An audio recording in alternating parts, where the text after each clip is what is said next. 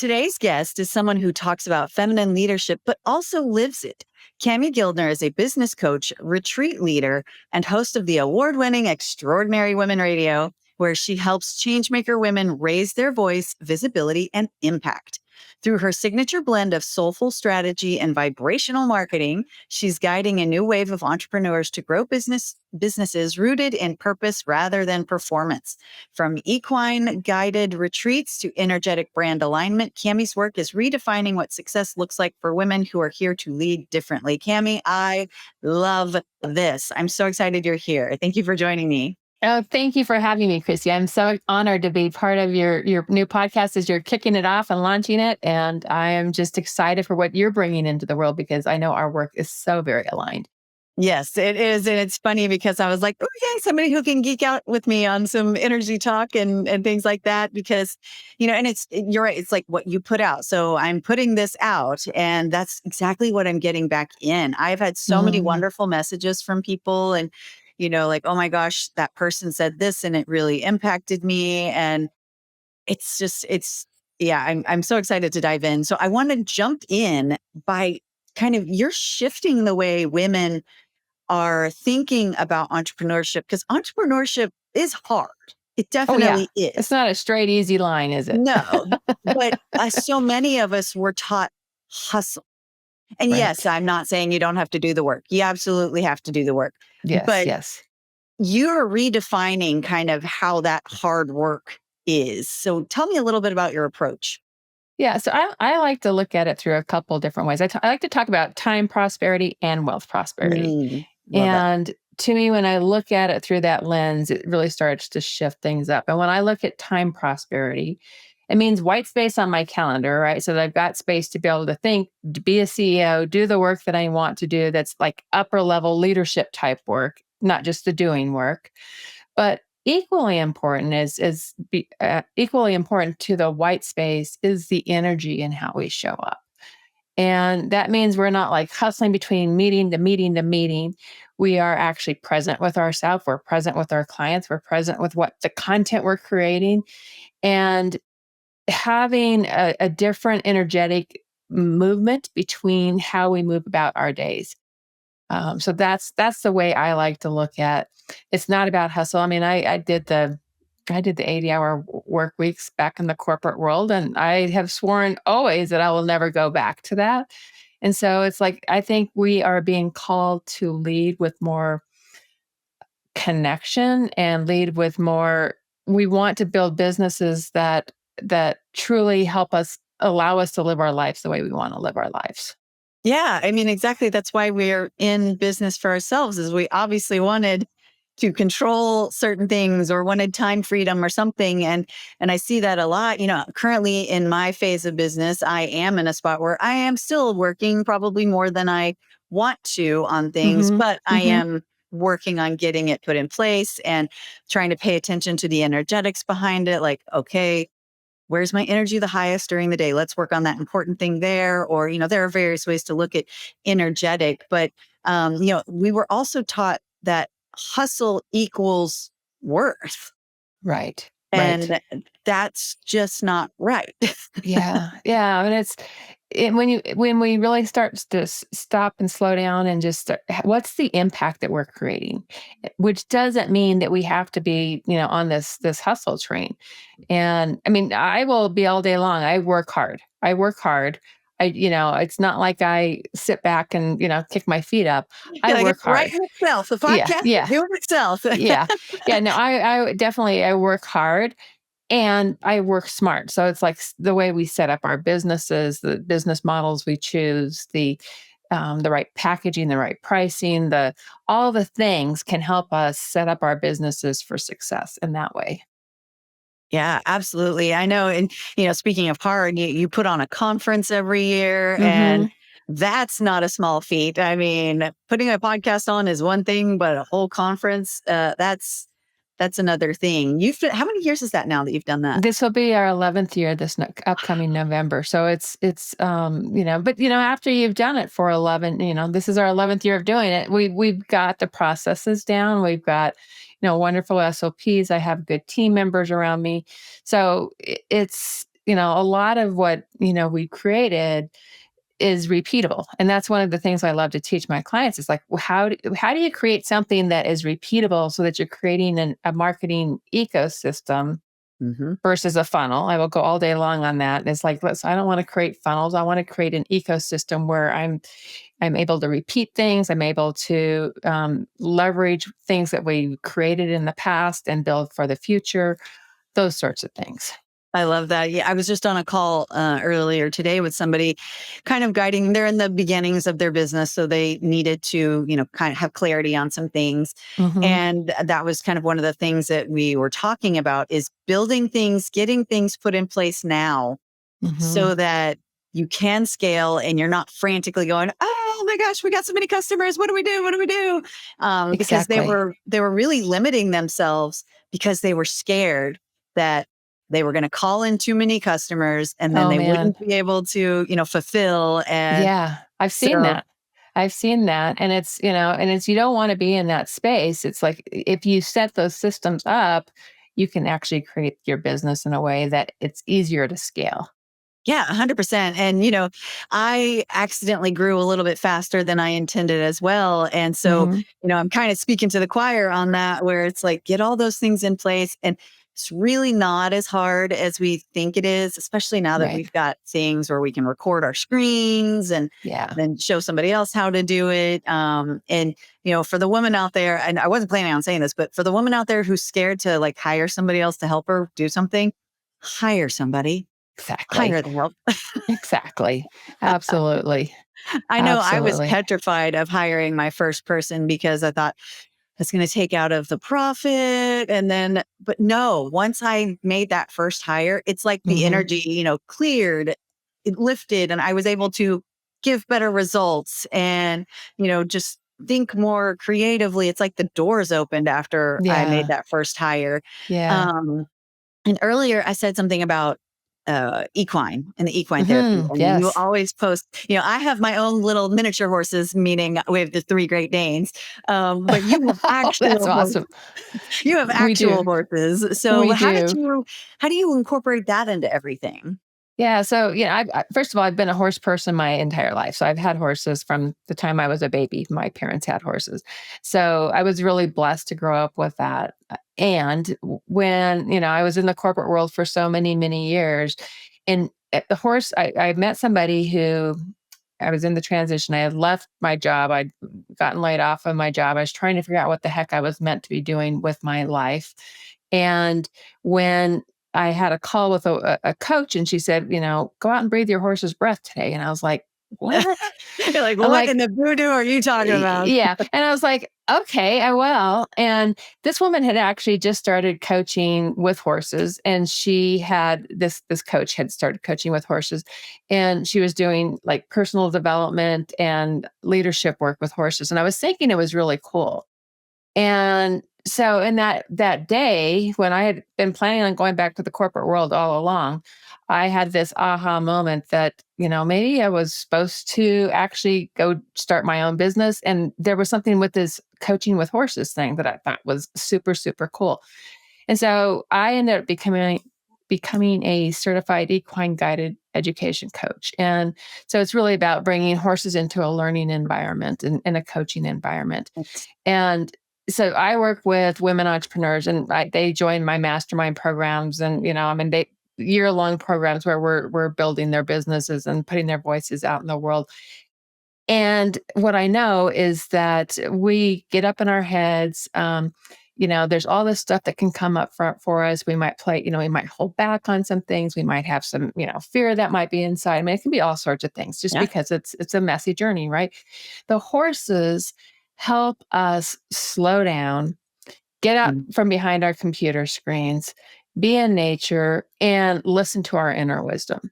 And they will start to mirror back what can be showing up for us, what energies we might be in. They might mirror the emotions we might be in, and so they are a fabulous partner for me to be able to work with my clients to help them think bigger, to break through things that are holding them back or keeping them playing small. And so I do retreats with my clients every year. So I love we're it. in this year-long mastermind program, but they get to come into time away from all of the, I always look at it from soul plus strategy. We're looking at, when we're building our businesses, we're looking at both sides of that. But this is like so completely away from anything business wise. It helps my clients just reconnect to themselves, and they come away just thinking bigger, right? They come away with more confidence, and they're just breaking through into bigger ways, and it's so powerful. I love the horse work. I can imagine because, even like with our 3 giant dogs, Mhm. they can sense like, oh, you're having a bad day, or, Mhm. they pick up on that energy. And that's a perfect, you and I are both aligned in that you infuse energy into the marketing and into your coaching, and Mhm. on our branding and publicity side, we 100%, I often tease and say I'm the quantum Christian CEO because I love to blend the quantum sciences with my faith. And I don't know So how they good. ever were told that they did this, but they 100% don't. Yeah. And Yeah. it's not like the stuff you're talking about with the horses. That's not voodoo or woo or No. hippie. No, it's really I mean, I've had heard a lot about horses working with, kids that were at risk, or might have had some sort of a disability, and how they were helping them. So I mean, I was like, that's pretty fascinating. And then when I started realizing how it would work for me, I mean, I knew inherently what horses had done for me, just having them in my life almost every day of my life. And so I knew that they'd made me a different person, and that when I went out and spent time with my horses, I felt different, and that I could, if I went into the barn feeling, down or something, I would walk out of the barn feeling up. So, I knew those things, but there's actual science that you can pull in, like heart math science, and Mhm. we start to resonate at a different level where our heartbeats start to match each other's, and it's really cool. Yeah. Very cool work. Yeah, so we have our biggest of our dogs. We have the European Blue Great Danes, so they're usually a stockier Great Dane. Mhm. Mhm. But he weighs about 230, 235, so he's a pretty big Man. boy. And Wow. yet he loves to do alms with me. Not my husband, Oh, it's yeah. me. So I will put his head is bigger than mine, and I will put my forehead on him, and I'll start doing ohms, and he starts doing them, and it's so crazy because you, like, feel this sense of he's, like, really feeling it, and sometimes he'll even put his head back like, "Oh, this is lovely." Oh my god, that's awesome. That It's is so really cool. awesome. My dogs love to meditate with me, but I love that he's, like, feeling the whole vibration of the ums, right? It's Yeah. like it's like, "Oh," and then the dog is there. I mean, it's, like, so cool. It's really neat too because my husband tried to do it with him, and the Mhm. dog literally turned his head like, "No, not feeling it from you." Well, it's good. Probably he wasn't as in the same grounded space you are, right? I mean, I Yeah, think that's what they tap into, is like that alignment, that yeah, we find. And yeah. when we're out of alignment, the horses aren't going to engage with it, just like your dog didn't engage with your husband. So it totally makes sense. Yeah, and it's the more I study it, the more I find it fascinating. And I used to be interested in the psychology behind marketing, and Mhm. then the more I start to study the sciences, I'm like, oh, we can get so much deeper than just the psychology behind Yeah. marketing and all of that. Yeah. What turned you on to, spiritual fueled marketing Yeah. and work and all that? What turned you on to all that? Oh, it's such a great question. I didn't have a spiritual bone in my body when I was in the corporate world. I mean, I was as linear, straight thinking, right brain thinking or left brain thinking as you could come, right? And when I started going down the pathway of working with the horses, that was a beautiful gateway to spirituality for me, because it was such a natural and organic space for me to I got it, right? I mean, I got that spirituality fit for me because I had known what horses had done for me and how they made me feel. And I get out in nature, and that was always my church, if you will. And so I got that. And so then I started, experimenting with, shamanism and all sorts of things, that just took me down this different pathway. And even then, it was still very much a personal journey. My business I've been in for this, I'm in my 16th year right now. Awesome. So this was all as I was starting my business. I was like, this is really cool, but it's very personal to me. And as I kept going down this pathway, and I'd sit down and I'd journal about, like, one day I sat down and journaled, what does my business want to be? And I got very, very clear. And I've been sitting outside playing with an eclipse and, like doing all these rituals around my business. And I journaled this, and what came out very clear to me was it wants to be a spiritual business. And I was like, what? What? Interesting. Yeah. And I was like, oh, that scared me, right? I was like, oh, I don't know if I want to really go out there like that. So I had to really sit with that and listen to it and be guided by that to finally trust it and say, okay, yeah, my business is about, doing the spiritual work. And I always say spirit, however you spirit, it doesn't matter to me. Just find the way that you spirit. And then the strategy piece fits alongside of it. So, a soul plus strategy is like my mastermind program is the soul plus strategy mastermind, right? Because we're bringing both. Mhm. And I think the strategy can take us a long way. I think the soul side of our work, the spiritual side of our work, and that connection to ourselves and to, whatever your higher calling is that's the magical side. And that's where, from a marketing perspective, if we start to listen to that, we become such a unique, our businesses become so unique that we take away the competition, we take away because no one can be just like you. No one Mhm. is bringing all of your life experiences to this place. And that's the power of it, I think, is that the strategy can take you a long ways, but the soul part is what really takes you to that next level. Well, and that's also who's going to be a client of yours. Like, you and I both Yeah. do very similar things, yet we're Mhm. not at all worried that we're going to No, take business from one another no. We're because, like, let's collaborate. yeah. And it's like, what's meant for me is going to be for me. Exactly. And that's the collaboration is where the bigger resonance. I was just saying to somebody earlier, all the negative people and all the people wanting to do bad things, they're collaborating. Yeah. Yeah. They're doing it together. And so it's like we need to do our good things together because, Yeah. wherever there Totally. two or more are gathered, there's some pretty powerful stuff that happens. Totally. Totally. And I think I'm trying to remember there is a universal law too that talks about, when it's that group think kind of thing and whatnot, Mhm. and just the power behind. So, especially as women, the power when women get together, oh my Yeah. goodness. I Yeah. mean, there's just Yeah. something, I say magical all the time, but that's the way I feel about It's life true though. sometimes.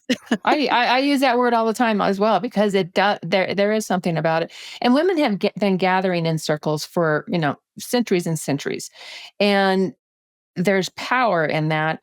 And I think we kind of got away from it for a while. And we're coming back home to that. And we're remembering how powerful it is. And I think that I would say that women's wisdom is the medicine our earth needs. And it's, we're in messy times. And the opportunity for us here is to lead differently. And the way we do that is together. We don't do that individually. We do it together. Yeah, I mean, there's so much division Yeah. among so many different. I mean, pick a topic, and there's a division Exactly. on it. So it's like Exactly. one thing we can agree upon is let's just come together as women to do good things. Like, Yeah. how about Absolutely. Absolutely. Yeah. that? But I love talking about, I know we were teasing saying we use the word magic a lot, but it's like once you understand how powerful it is when you can sit and feel your energy or listen to your intuition, or some people call it downloads. I call it a download when God tells me something. It's like, oh, thanks for the download. Hmm. Hmm. um but it's like in that stillness is when I hear things, and it's only because I'm listening, Yeah. Yeah. and And that's we can miss it if we're not listening, right? It will just pass us by. And who is it that does I think it's Elizabeth Gilbert that does Big Magic. Is that right? That The book. sounds Yeah, right. I think so. And then she says, like, if there's this idea that is meant for us, we can receive it and we can act on it. But if we don't receive it, the universe will go give it to somebody different, right? Um, yeah, I don't know if it's Elizabeth. I don't remember exactly who it is who I said think that. you're right. And it kind of speaks to how we have to get ourselves ready to receive that. There's work Yeah. that we have to do. And you have to, I think a lot of people think of, we hear manifestation tossed around all the time. Hmm. And Hmm. people just kind of look at it as it's a magic genie. I'm going to say what I want and poof, it's going to happen. It's like, Yeah. no, that's not at Doesn't work that all way. what it means. You actually have to do the work. You have to be the Yeah. person who can do something good with the thing you're asking for. And yeah, you just have to step into that future self, the person. And what advice do you have to some woman if maybe she's like, okay, I'm just leaving the corporate world. I Hmm. kind of I'm getting what you're saying, Cami, but what's my first step? What do I do? I always say the first step is really to tune in and think about the times in your life when you have just been on fire, excited, things were flowing to you in a great way, and look at those stories, go deep into those stories and explore what was it about you at that time that really made that situation work? Because our Mm, stories are such great clues into what our strengths and our passions and our values are. And that's a really good place if you're just, you're leaving behind the corporate world. And sometimes, you get, I mean, I certainly got lost of who I was in the corporate world. I all day long can go back to that time. And I was like, I had disconnected from so many pieces of me. And when when that happens, it's like when we can come back home to who you are at your very essence and that light of who you are and the gifts of what that you bring into the world, you start to see things through a whole different lens, and you're energetically turning up the dial on your light, basically. oh, I love that, where you're Yeah. making your light bigger, and then it's Mhm. kind of like the bat signal, you know? It's Yeah, like I'm making my exactly. bat signal bigger so that you can fight crime and fight the bad stuff. But I don't know why that just came to me, I but like it. it I just like did. it. Well, I guess maybe there's one meditation that I do where it's kind of like on my exhale, I am putting out kind of a spotlight to find my ideal clients who are aligned. And Mhm. so maybe that's what came to my head. That do you have like a morning routine that you do? I do. I meditate every morning. I have for years, and I'm an insight timer junkie Ah, on the I love mornings when I it. wake up. I love my insight timer, and um, so I've got, sometimes I'll sit in quiet with it. Sometimes I'll have a guided meditation. Sometimes I'll just do music. I mean, I mix that up, but I always take time every morning, and I go on long streaks where, I mean, like year long streaks where I don't miss a day, and then I'll miss a day, and then I'll go back to that next year long streak. So I'm pretty good at staying true to that. This time of year, I love to walk every day, and that's my thing. It's so lovely. So I do my meditation, get up, feed my dogs, and then we go on a walk. And I live in the foothills of Colorado, so So it's pretty. beautiful, quiet.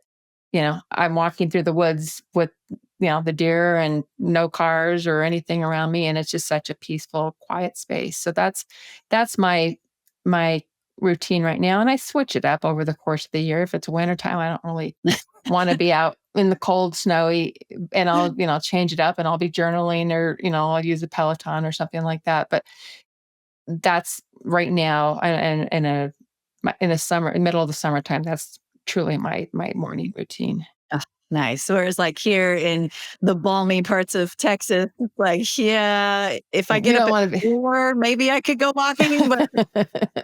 You get to walk in the winter time where that's you yeah. probably switch that up. Yeah, Yeah. actually, during the winter, my husband and I often would get up and before the sun was even out, we were walking and, of course we were covered with some stuff because Yeah. sometimes when it's cold here, it's that wet cold and Yeah. it kind of Totally. gets down to your bones. So Yeah. that's not Yeah. cool. But yeah, right Yeah. now, no, nobody's walking outside. The other thing is I don't take meetings before 10 o'clock. So Mm, that's been a really nice, and I've been doing that for several years now. And I really like that because I feel like I have space and time to, eat breakfast, do the things I want to do. And I'm not rushed. And it kind of goes back to that energetic of, that time prosperity. It's like, oh, I don't want to be rushing into a meeting at, from doing my morning things at 9 o'clock. I want that space where I can sit down, look at my desk, look at my calendar. What's going on today? Is there anything I need to do right now before I get on a call with somebody? So I give myself that space and time. And I think that's really important as well. Yeah, I'm glad you said that because I feel like, kind of going back to the hustle thing, a lot of women think that, oh, this client wants this meeting at this time. I better take it. Otherwise, they're going to fire me or blah, blah, blah. And, that's Mhm. operating under a scarcity mindset. Yeah. And, energetically, that does not do service to the No, project, the campaign, whatever it is you're working on. no. And, it doesn't mean you're like, I don't take meetings before 9:30 unless Mhm, mhm. rare occasion, like it's urgent. We need to meet, whatever. Yeah, yeah, yeah. Um, I don't take them before 9:30 for the same reason. It's not because I haven't been working already for an hour and a half, maybe Exactly, 2 hours.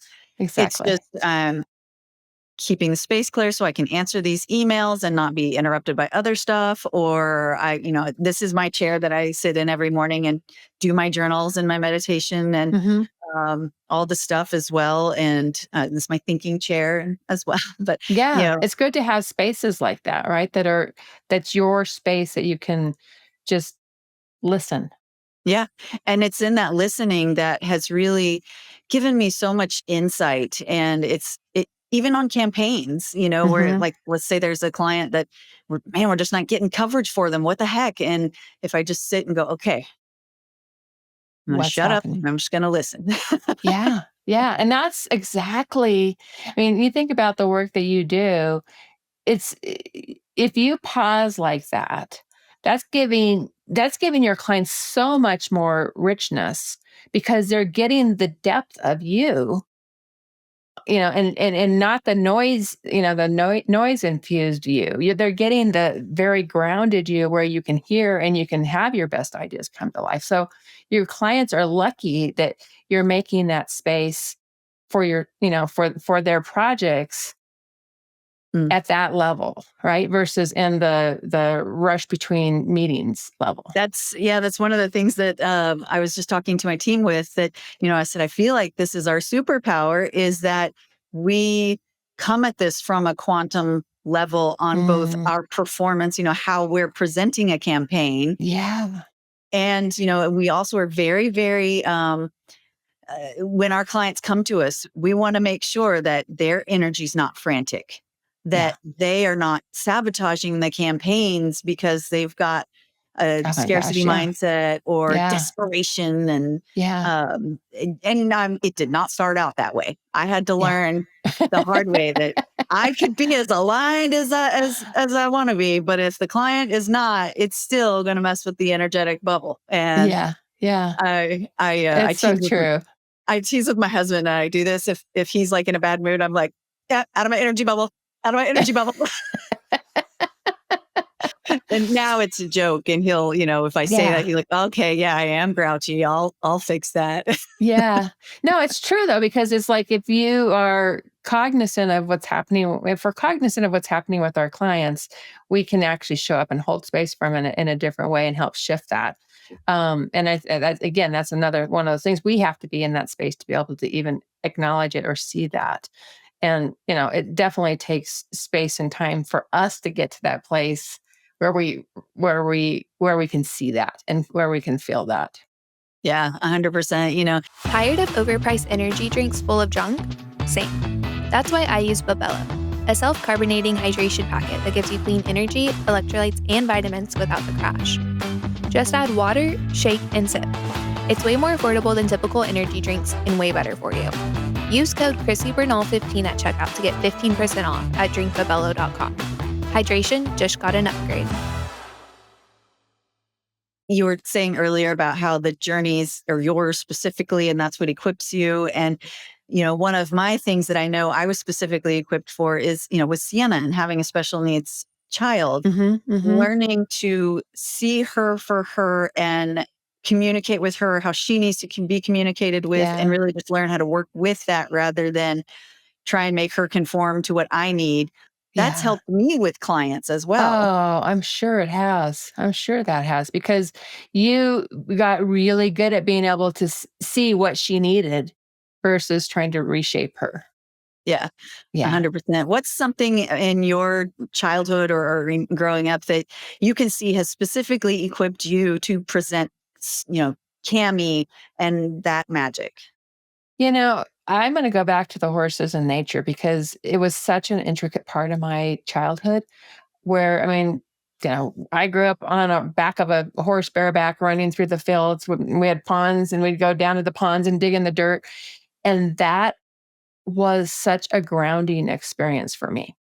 Literally, And yeah. exactly. I mean, you're literally in the mud and playing in the dirt, right? I mean, it was, we lived on a small farm out on the plains of Colorado. And that experience of being down in the dirt and playing, but then also like I had no fear as a little girl. Like, and I go back to that sometimes and go back to that little girl or the courageous little girl who was on the back of the horse, bareback, hanging on to the mane, just like flat out gallop.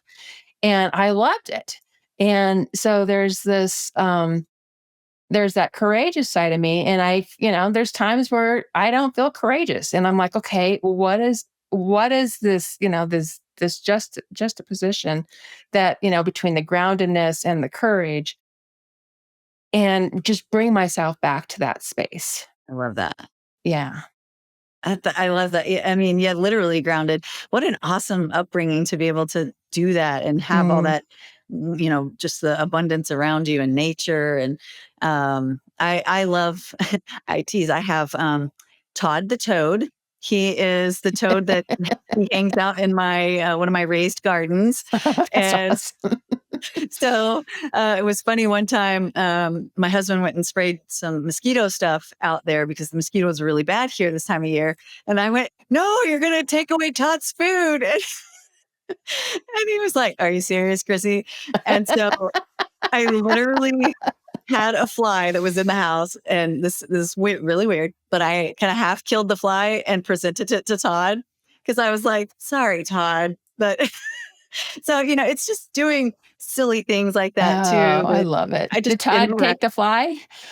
Yeah, I guess it was gone whenever I came back. So, That's awesome. but yeah, it's finding things that you can be silly or go back to that kid that Yeah. had no fears and was just like, hey, it'll work out. Let's go. Yeah. Yeah, totally. And I think that, and as entrepreneurs, is the more we can bring some of this, let's just go try this. Let's go do this and be curious about it versus like, oh, holding our breath. Do I do this? Do I not do this? Do I do this? Do I not do this? Versus like, okay, I'm just going to step into this and see where this takes me. Yeah. And there's a lot of power in that. Yeah. I mean, like this podcast for example, sure, do I have intentions with it? Mhm. Am I doing, putting forth a good effort? Yes. But I'm also detached from the outcome in that I don't know its ultimate, That's thing or actually where it's going to good. go. Yeah. It's like I will I'm say that's detached. good all day long. I mean, I think about because I'm 400 episodes into my podcast, and Amazing. it's had different shapes and different, avenues that I've taken it down. And somebody asked me this question just recently, and they said, "Well, what would you have done differently?" I'm like, I don't know that I would have done anything differently because that would have meant I would have not gone to talk to some people that I got to talk to. And to me, when I step back and go, I just trust that this was the journey I was supposed to take this on. Yep. So yeah. 100%. So Yeah. don't get too up in your head about around. I mean, I agree. I mean, there's a lot of strategy we can apply to our podcast to make it grow and all that sort of thing. And all day long, have fun with it, have great conversations with it. And it's going to give to you more than you ever give, that you're giving into it. Yeah, 100. I mean, the conversations I've already had have been insightful. They've made me see things differently. They've just been. Yeah, I can see where I know particular people in my life are going to be so excited that somebody said something, and I know that's the exact message they are going to need to hear. Mhm. And so, yeah, it's just been a really big blessing. I'm not trying to show up perfect in No. this, and Yeah. it's okay. I never edit my episodes at all. I mean, I'll edit the intros and that sort of thing, but it's like I never have my guy edit. Like if I have an or something in the mix of it, it's like, it's what it is. It's who I am. I love that. And I'm sometimes a little goofy, and I used to feel really uncomfortable about that because I'm a dork. I know Oh, I I am. love it. I'm cheesy. I say the stupidest jokes and lots of puns. And I used to try to not do that, but it's Yeah. like, Just okay, do it. I Bring can be you, bring polished all of and you. goofy at the same time. Yeah. And Chrissy, that's what makes people fall in love with you. It's just being you, right? Yeah, true. I guess Yeah. if you're just Yeah. you're going to attract the people that are supposed to be in your circle. So, Exactly. but where can people learn about you and your conference and all the things, the podcast, obviously? Sure. My website is kamiguildner.com. And when you get there, you can go to my, at the top of the homepage, there's a get updates button up there, and it will take you to, I do free trainings every single month. So that's a great way to get into my content that I teach. So I'm always doing something free. My Ignite conference, my Extraordinary Women Ignite Yeah. conference. So this will be my 11th year of hosting this. And it's an amazing room of women, just women coming together, wanting to grow their business. You roll up your sleeves, you do the work, planning for your next year. That's why I host it in November every year. So you are actually walking away with a plan for your business That's the key. in the Yeah. next year, right? And I think that's really, it gives you space to think big, to listen to your inner wisdom. We do all the things. So it's really great. And we've got an amazing lineup of speakers this year. And so you can find out information there at kamiguildner.com/ignite. Yeah, that And one's what I'll interrupt you just real quick to add. That's the thing that separates yours from a lot of them. A lot of the other conferences is, you get a lot of ideas from other ones, but then you come back and how often do you actually apply? yeah. Or you're like, wait, what did they say? How do I apply this? And that's where yours is different. Yeah, you're putting pen to paper during the conference and walking away with real plans for the new year. So I believe in that, and I hear that feedback consistently. How much people appreciate that, and the community is wonderful. I have wonderful women in my community, and then my podcast is Extraordinary Women Radio, and we launch every Wednesday or every Thursday. We've got a new episode coming out. So Nice. that's I think it's funny that that's the title of yours because, I had my first podcast 10 years ago and it was called Everything Extraordinary Women, I think, or something. It's been 10 years, so I can't remember, but it was a, similar type of topic. And yeah. so it's just interesting that here I find myself back in the space, but now I have so much more to share. Yeah. And I love that it doesn't have to be live because back then it was live. That was a lot of pressure. Yeah. Yeah, definitely. 10 years ago, you definitely were live because it was like, I started mine 8 years ago. And there was some like solo ones that I had done like prior to that. Just like, I think I did like 5 episodes of just going on to a call and recorded them. And so I like to that, we get them, we can batch them, we can do all the things. And Yeah. Yeah. I love that you've probably learned a lot. You could probably teach a class about podcasting and casting. I have, in fact. Oh, have you? That's Yeah. awesome. Yeah, That's definitely. awesome. Yeah. And what about any books? Do you have any books out? I have, my book is called Fire Dancer, Your Spiral Journey that's to a right. Life of Yep. Passion and Purpose. So yeah, that's my book. It came out, it's been out for a while. So, but it's really good. It's great for someone who's really trying to figure out their next chapter in their life. And it takes you through some really great processes to help you like reconnect to who you are. And so you were asking that question of somebody leaving the corporate world and wanting to, figure out where to go next. That's a really good place to start. That sounds great because you're right. There's a lot of books that maybe they'll tell you, oh, you just have to be the person, like I mentioned earlier, become the person. It's like, okay, well, how? Yeah. Yeah. This is there's actually a workbook that goes with it. And it's great. I actually start, like even my entrepreneur clients, I start them with some of that core work of who they are, their essence, so they can roll that into your brand. So it can apply for people who are already entrepreneurs and are wanting to redo their brand or create the foundation for their brand. It's really good for that. I love that. I love that. Yeah. Well, thank you so much for joining me, Kami. I know that we could have many other conversations and we could probably talk for hours, but Yeah. I really appreciate you coming on here and sharing. And I know that there is at least one thing you said in there that's going to give somebody the light bulb moment and make them feel seen. So thank you so much for joining me. Thank you for having me, and I'm so excited for you on this podcast for you, and I'll be tuning in and listening. Thank you. Thank you so much.